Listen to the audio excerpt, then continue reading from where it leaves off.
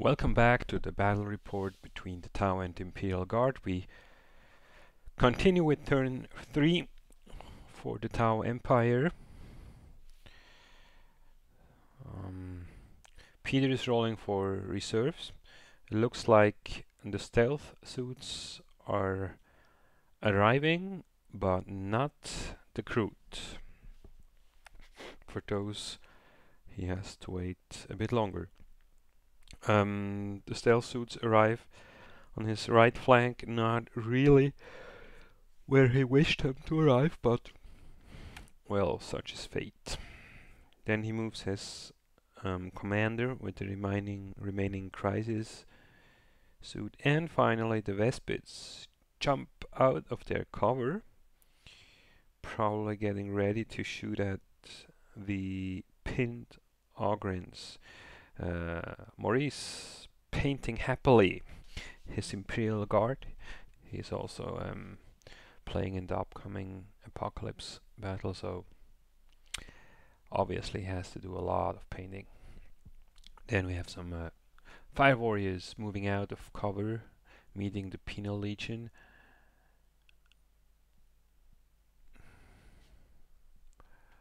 And what else? Probably the Tau will start shooting. Yes, they do. With the broadside suits. Shooting at the Chimera. And there he goes. The Chimera explodes with a radius of blast radius of 4 inches, I believe. So quite a few of those Penal Legion guardsmen are also hit, and the Ogrins are forced to disembark, or well, as the Chimera disintegrated around them, they're standing in a crater now.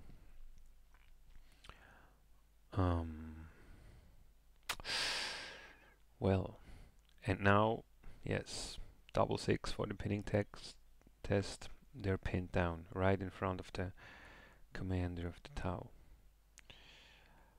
and the Vespids. Then Guardsman Marbo is still inside the Tau objective, so he's shooting. The Fire Warriors are shooting at him, but we realized a bit late that he has a cover save, and actually he survived with 1 wound left.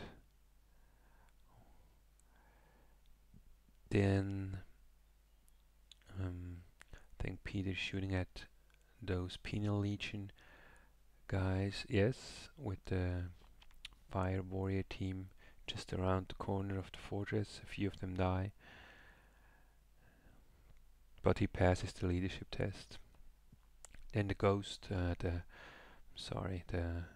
stealth suits moving forward, they're running, and the Hammerhead shooting at the veteran squad, the one who had survived the Valkyrie accident. A few more of those die, I believe, but still, yeah, he passes the leadership test and seems to be fine. Alright, Imperial Guard, turn 3. He's moving up his remaining Penal Legion to face those Fire Warriors. Then the Ogrins are not doing anything, they're pinned. And the officer who could actually get them to move again with an order is out of range. So the other Penal Legion squad is moving forward into shooting range of the commander and the Vespids, of course. So let's see what target he chooses. And then the veteran squad moves forward. And Peter chopping wood for the barbecue fire. Good boy.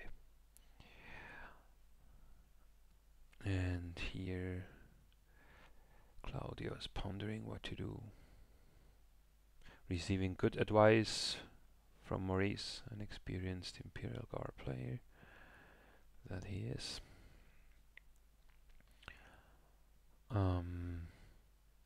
Yes, what's happening on the battlefield? Think he's shooting. No, these are the orders. So his two squads next to the objective taking cover. Again, I think one actually made it, the other failed the leadership test. Then the basilisk fires. And actually, I think he hits quite well. He hits quite well. But will he wound well?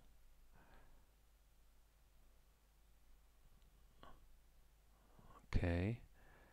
So it looks like... Okay, he made the cover saves. Then some more shooting.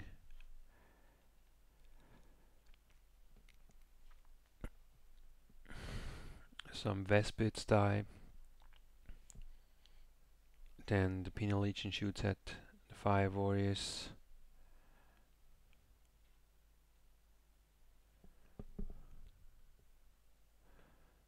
Okay, that was some bad shooting, a lot of ones again.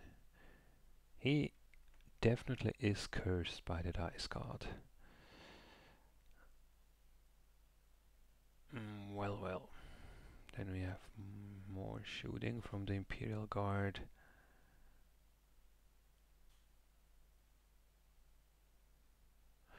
I'm getting a bit confused what exactly is happening on the battlefield,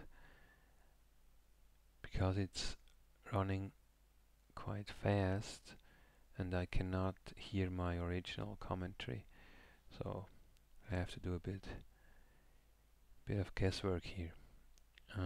That is the combat between the Penal Legion and the Fire Warriors. One Fire Warrior actually died, and they're hitting back now and doing nothing. So leadership check. Nope, he failed. Initiative check. 5. That was also a 5. So they have been slaughtered by the Penal Legion, and they're repositioning themselves. Turn 4. Okay, turn 4. For the Tau, of course. The Vespids jump forward.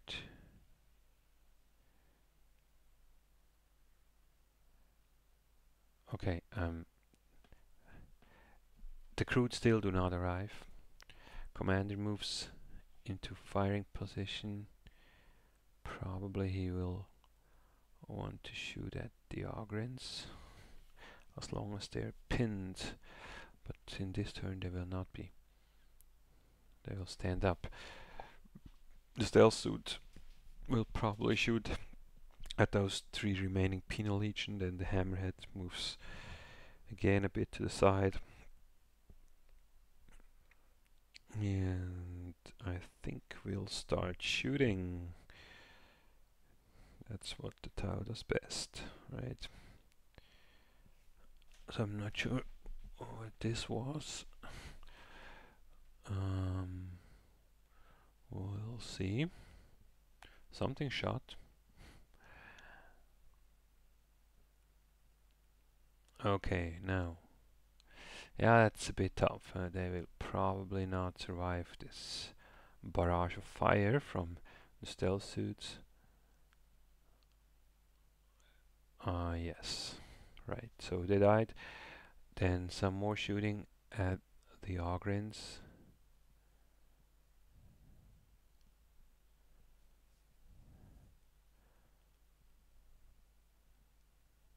Probably, at least. Yes, I'm sure he's shooting at the Ogrins. Some plasma shots. At least the Ogrins are standing in this crater, so they have a 4-up cover save. Yeah, but it's really, the pinning was tough. Otherwise, they could have attacked.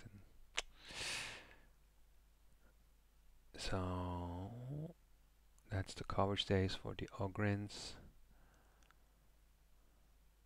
I think he managed quite a few of those, but still some casualties among those big guys.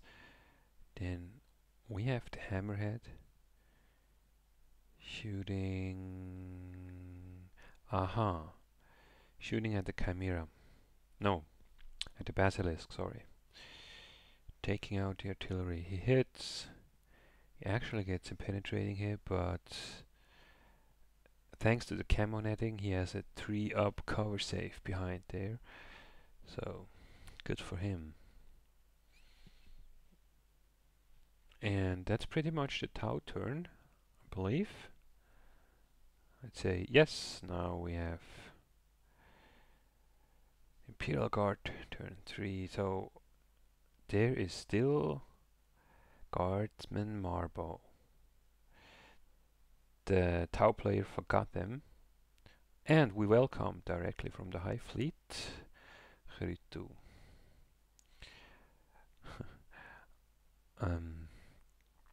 Yeah, Peter forgot Guardsman Marbo. Well, he was well covered in there, but so this means in this turn he'll stand up, he can shoot, and he can attack with like 5 or 6 attacks. The Ogrins move forward for now because, well, he forgot to do the leadership test in the last turn, and so he had to redo it and failed. So the Ogrins are running, because that would have been quite important. The Ogrins would have clobbered his HQ, but well, it's not going to happen. The Vespids die, been shot by the veteran squad. Some more shooting at the commander. The Rattlings, there's still some Rattlings shooting at the Fire Warriors, but I think there's not much happening there. Then the Basilisk, again shooting the commander, and I think he hits surprisingly well, even manages to wound. And okay, another crisis is dead, but he passes the leadership test, passes the pinning test, so he's good. Now we have Guardsman Marble. He shot and killed nothing. Now he's going into close combat with all of those Fire Warriors. He's pretty much surrounded. And Claudio manages 6 attacks. He hits twice. And then Snake Eyes. He manages again to do nothing, and yes, as you've seen before, he's throwing his dice away, and we realize that he spends more money on dice than on models probably. So that's pretty much turn 4. Stay tuned for turn 5, and I'm not even sure if there was a turn 6. We'll see. So thanks for watching, and see you soon.